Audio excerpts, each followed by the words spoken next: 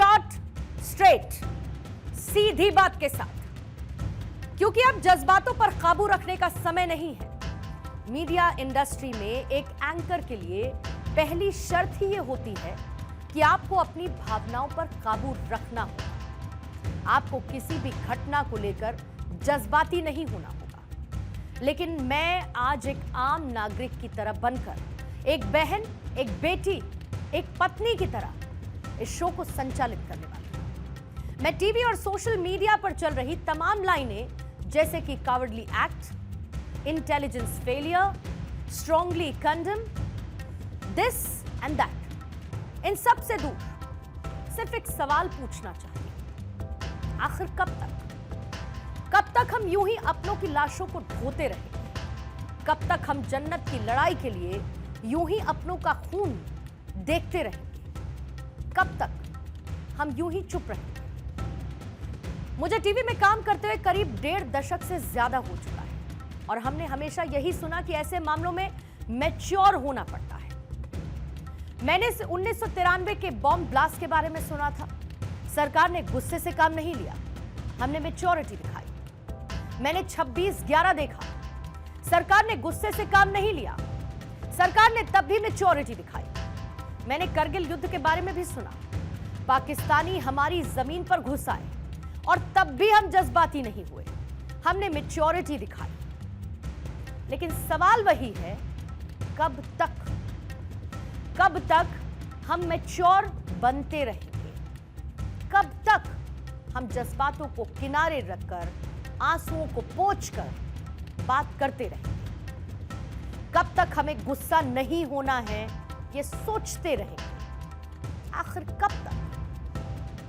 प्रधानमंत्री नरेंद्र मोदी ने आज बिहार की जमीन से एक स्पष्ट जवाब दिया है।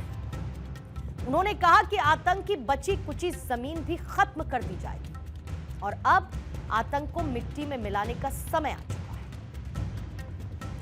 ये लाइंस जितनी स्ट्रांग है, एक्शन भी उतना ही स्ट्रांग होना चाहिए। ऐसा आज पूरा देश चाहता है, मैं भी चाहती हूं और आप भी यही चाहते हैं। स्पष्ट शब्दों में कहना चाहता हूं, जिन्होंने ये हमला किया है, उन आतंकियों को और इस हमले की साजिश रचने वालों को उनकी कल्पना से भी बड़ी सजा मिलेगी। सजा मिलकर के रहेगी। अब आतंकियों की बची खुची जमीन को भी मिट्टी में मिलाने का समय आ गया है। 140 करोड़ भारतीयों की इच्छा शक्ति अब आतंक के आकाओं की कमर तोड़ कर रहेगी। मतलब प्रधानमंत्री मोदी ने यह साफ कर दिया है कि आतंकिस्तान का क्लाइमेक्स लिखने का समय आ चुका है और इसकी एक शुरुआत भी हो चुकी है। कल जहां पर सीसीएस की एक महत्वपूर्ण बैठक हुई, इस बैठक में पाकिस्तान के खिलाफ 5 डिप्लोमेटिक स्ट्राइक्स का फैसला लिया गया, जिसमें पहला और बहुत बड़ा फैसला था पाकिस्तान के साथ सिंधु जल समझौते को रोक देना। दूसरा फैसला, अटारी चेक पोस्ट को बंद कर दिया गया। तीसरा फैसला, पाकिस्तानी नागरिकों को वीजा नहीं देंगे और जिनके पास वीजा है वो निरस्त कर दिया गया। 48 घंटे में पाकिस्तानी भारत छोड़ें हाई कमीशन से 5 सपोर्ट स्टाफ हटा दिए गए और इसके साथ ही पाकिस्तानी दूतावास से पाकिस्तानी डिफेंस, नेवल और एयरफोर्स के एडवाइजर्स को रिमूव कर दिया गया। अब इसके मायने क्या है? मायने भी आप समझिए। पहला है सिंधु जल संधि रद्द। पाकिस्तान की 90% खेती सिंधु नदी प्रणाली पर निर्भर है। सिंधु, झेलम, चिनाब, जिसका पानी रोक देने से पाकिस्तान के पंजाब और सिंध में फसलें सूख सकती हैं और पाकिस्तान भूखा मरने की कगार पर आ जाएगा। पाकिस्तान की जीडीपी का 25% हिस्सा इसी खेती से आता है। और ऐसे में सिर्फ पानी रोक देने से इसकी पूरी अर्थव्यवस्था कोलैप्स कर जाएगी और भीख मांगने की हैसियत हो जाएगी पाकिस्तान की। पानी की कमी से पाकिस्तान में बड़े पैमाने पर विरोध प्रदर्शन और अस्थिरता फैल सकती है। दूसरी स्ट्राइक है अटारी वाघा बॉर्डर को बंद करना, चेक पोस्ट को बंद किया जाना।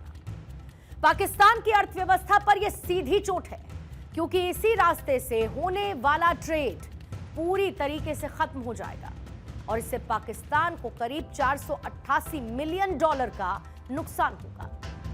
तीसरा फैसला है पाकिस्तानियों को 48 घंटे के अंदर देश छोड़ने का अल्टीमेटम, और इस एक फैसले से पाकिस्तान पूरी तरीके से आइसोलेट हो जाएगा। पहलगाम हमले को लेकर आज रक्षा मंत्री राजनाथ सिंह की अध्यक्षता में एक सर्वदलीय बैठक हुई। यह बैठक करीब 2 घंटे तक चली और इस बैठक से बाहर आने के बाद कांग्रेस के अध्यक्ष मल्लिकार्जुन खड़गे ने कहा कि सभी दलों ने इस हमले की निंदा की है और सरकार के हर एक एक्शन के साथ सभी दल हैं, ऐसा कहा गया।